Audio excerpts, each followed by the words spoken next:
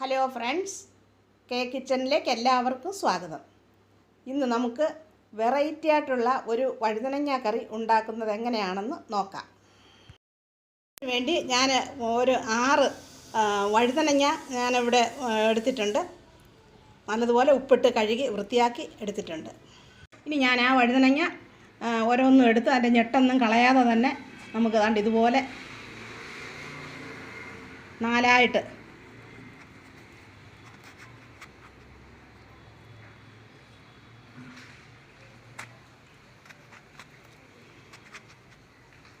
ഇതുപോലെ നമുക്കൊന്ന് പിളർത്തിയെടുക്കാം. എല്ലാ വഴുതനങ്ങയും നമുക്ക് ഇതുപോലെ പിളർത്തിയെടുക്കാം.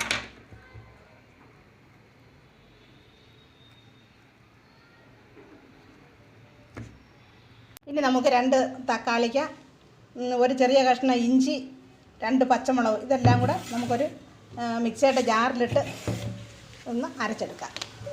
ഇത് 3ഉം കൂടി ഒരുമിച്ചിട്ട് നമുക്കിതൊന്ന് അരച്ചെടുക്കാം. വേണ്ടി നമുക്കൊരു പാൻ അടുപ്പത്ത് വെച്ച് അത് ചൂടാകുമ്പോൾ അതിൽ സ്വല്പം എണ്ണ ഒഴിച്ചു കൊടുക്കാം.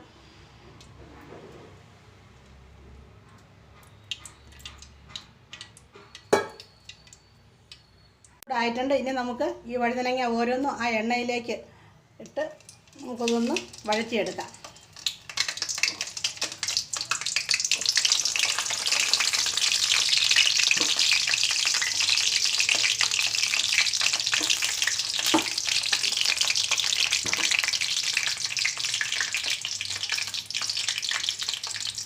ഇപ്പോൾ അതിൻ്റെ ഒരു വശം വഴന്നു വന്നിട്ടുണ്ടെങ്കിൽ നമുക്കതെല്ലാം ഒന്ന് തിരിച്ചിട്ട് കൊടുക്കാം.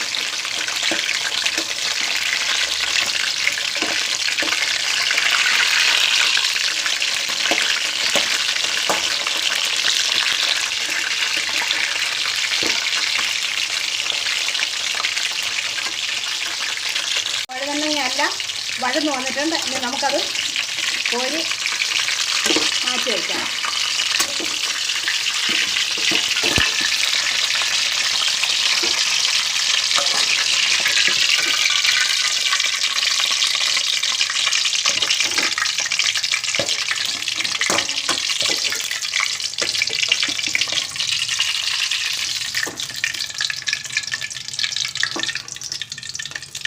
വഴുതനങ്ങയെല്ലാം ഞാൻ വഴറ്റി കോരി എടുത്തിട്ടുണ്ട്.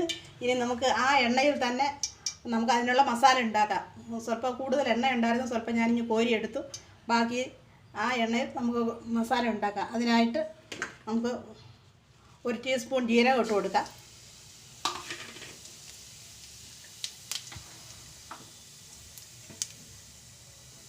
ഒരു 1/2 ടീസ്പൂൺ കായം ഇട്ട് കൊടുക്കാം. പിന്നെ കസ്തൂരി മേത്തി ഞാൻ കൈകൊണ്ട് തന്നെ ഒന്ന് പൊടിച്ചത് അത് 1 സ്പൂൺ ഇട്ട് കൊടുക്കാം. പിന്നെ നമ്മൾ അരച്ച് വെച്ച ആ ടൊമാറ്റോ ഇഞ്ചി പേസ്റ്റ് അതിലേക്ക് ഒഴിച്ച് കൊടുക്കാം.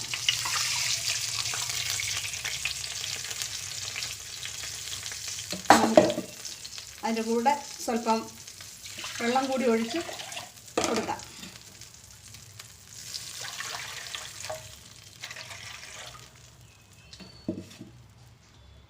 ഇനി നമുക്ക് നല്ലതുപോലെ തിളയ്ക്കാൻ കൊടുക്കാം. ഇനി നമുക്ക് കുറച്ച് തൈരെടുത്ത് അതിലേക്ക് 1.5 ടീസ്പൂൺ കാശ്മീരി മുളക് പൊടി ഇട്ട് കൊടുക്കാം. 1.5 ടീസ്പൂൺ മല്ലിപ്പൊടി ഇട്ട് കൊടുക്കാം.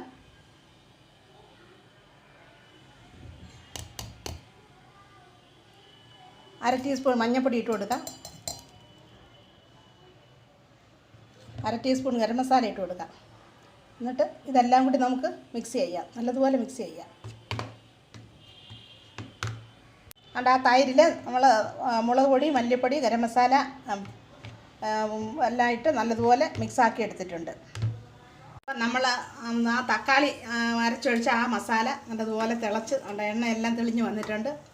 ഇനി നമുക്കതിലേക്ക് നമ്മൾ തൈരിൽ മുളക് പൊടി, മല്ലിപ്പൊടി, ഗരം മസാല എല്ലാം ഇട്ട് ഉണ്ടാക്കി വെച്ച ആ മസാല ഇതിലേക്ക് ഒഴിച്ചു കൊടുക്കാം.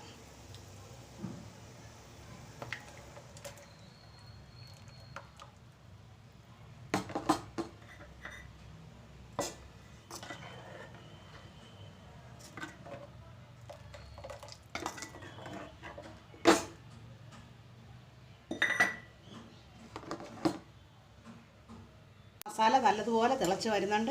ഇനി നമുക്ക് അതിലേക്ക് സ്വല്പം ഉപ്പിട്ട് കൊടുക്കാം. ഉപ്പിട്ടിളക്ക് ഒന്ന് ഇളക്കി കൊടുത്തിട്ട്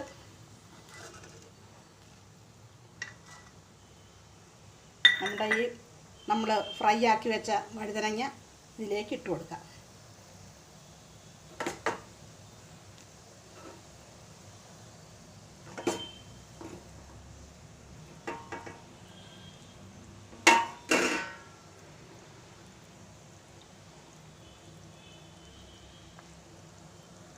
ഒരു 10 മിനിറ്റ് അടച്ചു വെച്ച് വേവിച്ചെടുക്കാം.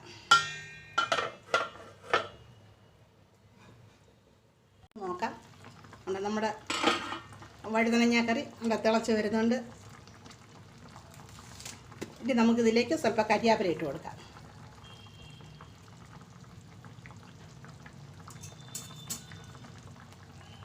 വഴുതനങ്ങാക്കറി ഇവിടെ റെഡി ആയിട്ടുണ്ട്. ഇനി നമുക്കതിലേക്ക് സ്വല്പം മല്ലിയില ഇട്ട് കൊടുത്ത് നമുക്ക് തീ ഓഫാക്കാം. വഴുതനങ്ങാക്കറി ഇവിടെ റെഡി ആയിട്ടുണ്ട്. നല്ല ടേസ്റ്റ് ഉള്ളതാണിത്. ഇതെല്ലാവരും ഒന്ന് ഉണ്ടാക്കി നോക്കണം. ഇത് നമുക്ക് ചപ്പാത്തിയുടെ കൂടെ കഴിക്കാം, പൊറോട്ടയുടെ കൂടെ കഴിക്കാനും ചോറിൻ്റെ കൂടെ കഴിക്കാനും ഒക്കെ നല്ലതാണ്. ഇത് 4 പേർക്ക് കഴിക്കാൻ വേണ്ടി തികയും. ഇത് എല്ലാവർക്കും ഇഷ്ടപ്പെട്ടെന്ന് കരുതുന്നു. ഇഷ്ടപ്പെട്ടെങ്കിൽ സബ്സ്ക്രൈബ് ചെയ്യാനും ഷെയർ ചെയ്യാനും ലൈക്ക് ചെയ്യാനും മറക്കല്ലേ. വീഡിയോ കണ്ടതിന് താങ്ക് യു.